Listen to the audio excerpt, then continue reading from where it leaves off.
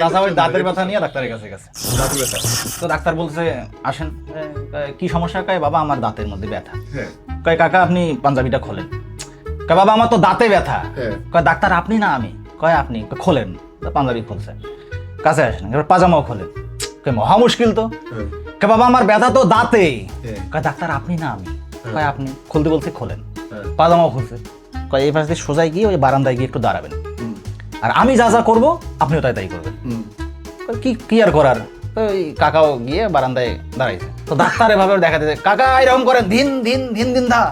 তো বয়স্ক মানুষ, সে ওই ধিন ধিন ধিন ধিন দা একটু করছে। সাবাস, চলে আসেন চলে আসেন।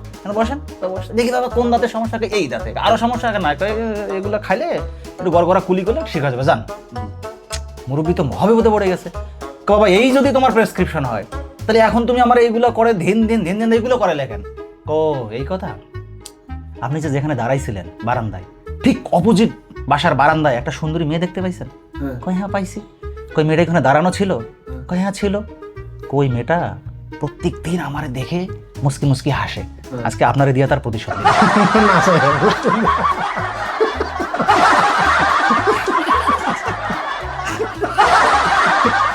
কি হলো ভাই? এটা কি হলো ভাই? একজনের বলছিলাম যে ভাই আমার চাচা তো অনেক ফেমাস টেমাস, এই সেইটা সেটা। কয় তোর চাচা আর কি ফেমাস? আমার চাচা চাঁদপুরের চারবারের চমৎকার চেয়ারম্যান। চৈত্রের 14 তারিখ চাচার 24 তলায় চোর ঢুকেছিল। ওই চোর দেখে চাচার 14 বছরের মেয়ে চম্পা কি চিৎকার কি চিৎকার। ওই চিৎকার শুনে চতুর চোর চাদর মুড়ি দিয়ে চোখের সিপাই শীত হয়ে শুয়েছিল। চেতন পেয়ে চতুর চাচা চোখে চশমা চাপিয়ে চুলের পাট থেকে চলা কাঠ এনে চোরের চান্দি বরাবর চটাস করে এক মার। এরপর চোরের চুল টেনে ধরে চোখ বরাবর চেয়ে দেখে সে না চোর, চাঁদপুরের চকিদার চান্দু। মদ, মদ, আমিষ, আমিষ, নিরামিষ নিরামিষ। না হারবাল? হারবাল, যদি নেশা হয় তাহলে আমিষ, আমিষ, আর যদি নেশা না হয় হ্যাঁ, নিরামিষ। নিরামিষ। আর বউ যদি টেন না পায় তাহলে হারবাল। আমাকে তো হোমিওপ্যাথি ওষুধ দিয়েছে। আপনার বুঝে লাভ নেই, আপনি ওই সাইডে নিরাপদ আপনার পরিবারে। আমার খালু ছিল, খালু যে খালুর কথা শুরুতে বললাম, জি। ওনার নেশা ছিল, উনি ওই যে সার্কাসে ডিগবাজি দিত। দড়ি থেকে আগে যেরকমটা হইতো না, দড়ি থেকে আরেক দড়ি যাইতো, লাফায় লাফায় যাইতো। এখন তো আর সার্কাসের ওই নাই, দিনও নাই। তো এখন ওই খালু আমার ইট ভাঙ্গায় কাজ করে। হঠাৎ করে সে ইট ভাঙতে ভাঙতে 2-3টা ডিগবাজি দিয়ে ফেলছে। তা দূর থেকে একজন এটা অবজার্ভ করছে, কাছে গিয়ে বলছে ভাই আপনি কি ডিগবাজি দিলেন ভাই, এই 500 টাকা নেন, আপনি সেম ডিগবাজি আর 2-3 বার দেন। খালু ওর টাকা মুখের উপর ছড়ি দিয়ে বলছে খেতা পড়ি তোর টাকার 5,000 টাকা, এখন 5 লাখ টাকা দিল, আমি আর আগের জায়গায় বাড়ি মারতে পারুম না। একটু বুঝেন তারপর আমি বুঝিনি। মানে ইট ভাঙার কাজ করে তো।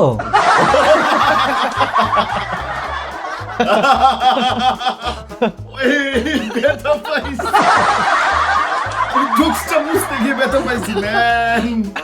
ওফ, তো গাড়ি কিনে প্রথম প্রথম কি হয়, মানুষ একটু লং ড্রাইভ। লং ড্রাইভ পাঙ্কা পুঙ্কা নিয়ে বের হয়েছে। রাস্তায় একজন মহিলা থামাইছে যে প্লিজ আমার একটু হাসপাতাল পর্যন্ত লিফট দেন। মনটা গলছে, মানবিক কাজ। আপনার ওই যেমন সোশ্যাল কল বলে কিছু আছে, হ্যাঁ। তো মহিলারে নিয়ে গিয়ে হাসপাতালে নিয়েছে। তো ওয়েট করতেছে, কিছুক্ষণ পর ডাক্তার এসে বলতেছে যে কংগ্রাচুলেশন লুডু সাহেব, আপনি বাবা হতে চলছেন।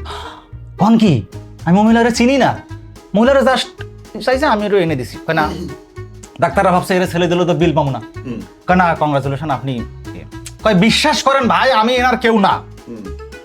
এরকম তর্কাতর্কি এক পর্যায়ে ডিসিশন হলো ঠিক আছে আপনার ডিএনএ টেস্ট করা হবে। তাহলে তো ভেজাল শেষ। তো ডিএনএ টেস্ট হলো। ডিএনএ টেস্ট করার পর রিপোর্ট নিয়ে ডাক্তার এসে লুডু ভাইকে বলতেছে সরি লুডু সাহেব, আমরা আসলে একটা ভুল বোঝাবুঝির মধ্যে ছিলাম। এই মহিলা আসলে আপনার ইয়ে না, আর আপনি তো আসলে কোনোদিন বাবাই হতে পারবেন না। তাহলে ওর বাড়ির 3টা বাচ্চা। বলে দিয়েছেন। ভাই বড় ভাই দুজনই আছে কি? তার মানে এই ঘটনার মধ্যে আমরা সাক্ষী। প্রেম কাকে বলে? কাকে বলে? যা অন্যটা দেখলে কষ্ট হয়, আর নিজে দেখলে করলে, আর যদি নিজে করে তাহলে শিক্ষা হয়। বানি বানি বানি। প্রেম, প্রীতি, ভালোবাসা, ভালোবাসা। 3টা জিনিসই মশার মতো, কেমন? নাই তাহলে কামড়।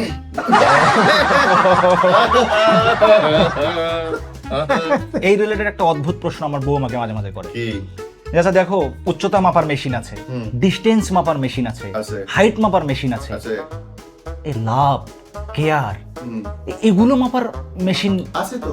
মানে কোথায় পাওয়া যায়? হ্যাঁ, আমি তো ওই সময় কোথায় পাওয়া যায় তা আমি ওরে ওই সময় না করছে। চোখের দিকে তাকাইলাম, হ্যাঁ, তারপর খপ করে তার হাতটা ধরলাম, হুম, বললাম সোনারে মাথাটা আর আমার খাইস না, আমি এমনি ফিজিক্সে ফেল করছিলাম। বউরা এগুলো কিন্তু আদিবাসী প্রশ্ন। মানে অদ্ভুত প্রশ্ন। বউদের লজিক তুমি বউ নিয়ে কথা কইস না। আমরা বউ বিয়ে করে বাচ্চা বানাইছি। আমি বাচ্চা সহ উপহার দিব তুমি বিয়ে করতে আমি বাচ্চা সব বিয়ে করবো।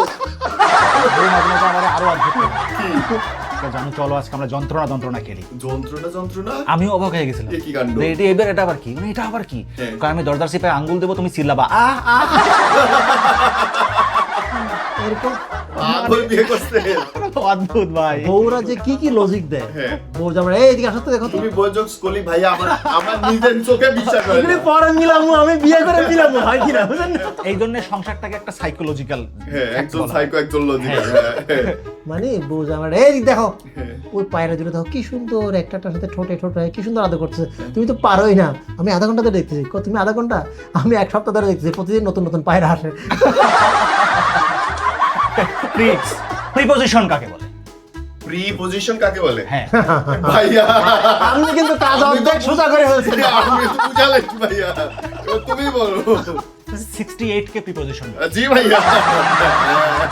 সেক্ষেত্রে অনেকে মানে বুঝাইতে চায়, মানে ইদানিং তো গার্লফ্রেন্ড অনেক পাকনা, আপনি যেটা বললেন যে মেয়েরা অনেক আগে ম্যাচিউরড হয়, জি সঠিক। এটাকে অনেক ক্ষেত্রে আমি আবার পাকনাও বলতে পারি, বাকিটা আপনি বলবেন। ওটা, লাল হ্যাঁ, লাল চুল পাকনা যেরকম এক মেয়ে বলছে আমি অনেক হট, হুম। মুরব্বী তোমার বয়স কত? 13। ও তাহলে জ্বর হয়েছে তো। ভাইয়া 11 বছরের একটা মেয়েকে আমি স্ট্যাটাস দিতে দেখছি নিজের চোখে। ও মাই গড। আমি আমার এক্সদের ওহ। দেওয়া ক্ষমা করবেন এক্স না। দের এক্সদের দেওয়া আর ব্যথা। ব্যথা, আমি আমার এক্সদের দেওয়া ব্যথা কোনোদিন ভুলতে পারবো না। মানুষ এমন হয়। ছোট মানুষ তো। এরকম এক লোক বিয়ে করছে, বিয়ে করে 2 বছর পর আসছে বিদেশ থেকে, আর বউর কোলে বাচ্চা। আরে কেমনে 2 বছরের মধ্যে ভাইয়া? এটাই তো করছে, এটা কি আমার বন্ধু জামালের বাচ্চা? কয় না। এটা কি আমার বন্ধু কামালের বাচ্চা? কয় না। কয় তোমার বন্ধু, আমার কি বন্ধু থাকতে পারে না? ও এবার লুডু ভাই বলতেছে যে দেখ আমি আর বন্ধুদের সাথে ঘুরতে যাবো না। কেন? 3 বছর আগে ঘুরতে গেছিলাম, হ্যাঁ, এসে দেখি তো ভাবির কোলে বাচ্চা। হ্যাঁ, 2 বছর পর আবার একবার তোর বন্ধুদের সাথে ঘুরতে গেছি, হ্যাঁ, এসে দেখি তোর ভাবির কোলে আরেকটা বাচ্চা। হ্যাঁ। তাই বললাম কি এবার কি ডিসিশন নিছেন আর ঘুরতে যাবেন না বন্ধুদের সাথে? কয় না যাবো, তোর ভাবিকে নিয়ে যাবো। কথা সঠিক বলেছে। এই যে বাচ্চার কথা বলা তো মনে পড়ে। একটা জিরো। ভাইয়া আমার ভাল লাগছে, আপনাকে কেড়ে নিচ্ছে। একটা জিরো। একটা 8 কে কি বলবে? কিন্তু আমার ডাবল। না, আজ তোর 2টা বলে অনেক দাম। কিন্তু আপনারটাও কিন্তু হয়েছে, আপনিও 33 পাইছেন। শিক্ষানবিশ। খুবই ভালো লাগছে। 69। হ্যাঁ। 6 প্লাস 9 এর এই প্লাসটাকে কি বলে গালি দেবে? কি বলে? ওইটা মেয়ের বাপ। এটা আমি এরকম একটা সেলুনের বাইরে সাইনবোর্ড লেখা, এখানে 10 টাকায় চুল কাটানো হয়। ওকে, কোথায় সেটা? জোকস করে। এটাই তো কইছে, পরের লাইন হলো আপনি বুঝবেন। কি? একজনে চুল কাটাইছে, চুল কাটায় বাইরেছে, দেখে পাশে একটা সাইনবোর্ড, এখানে 10 টাকায় কাটানো চুল মেরামত করা হয়। লজিক। লজিক। দেখ কিছুক্ষণ আগে সংসারের কথা বললেন না? জি, জি, জি। তো সংসারে আমরাই গল্প করি সংসার। আমরা আর কি আচ্ছা ওটা আপনি থাকেন, দেখবেন যে সংসারের শুরুতে প্রথম লিপের তোমার কি 1 বছর হয়েছে বিয়ের? অলমোস্ট। কেন আমি বললাম? কারণ 1 বছর না, ঠিক 1.5 বছর পরে বিবাহিত পুরুষদের হাসি বদলায় যায়। তোমার হাসি এখনো বলে যে তোমার 1.5 বছর হয় নাই। না হয় নাই। এই ধরার টাইম এসে গেছে বলে এতদিন ধরে উনি তথ্য সংগ্রহ করছেন। ও আমার শ্বশুর বাড়িটা খুব ভালো জায়গায় পেয়েছে, কোথায়? বরিশাল? শ্রীপুর। ওর বাড়ি হচ্ছে লালমনিরহাট, হ্যাঁ। কিন্তু বাড়ি শ্বশুর বাড়ি হচ্ছে এই শ্রীপুর। ওখানে কিন্তু এই আম, জাম, কাঁঠাল, লিচু, মোটামুটি ফল ফ্রুটে মানে ভরপুর। তাই? হ্যাঁ, ও বাবা বাবা।